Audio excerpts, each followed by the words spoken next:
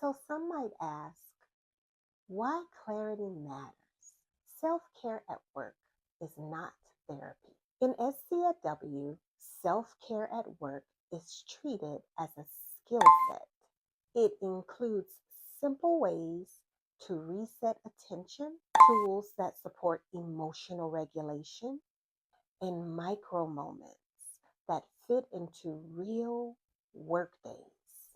No spotlight, no pressure. Self care at work is choice. There is no single right way.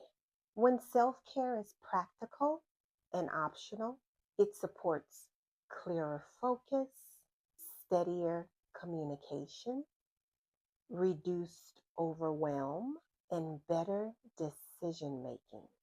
Not by doing more, but by supporting your system while you work.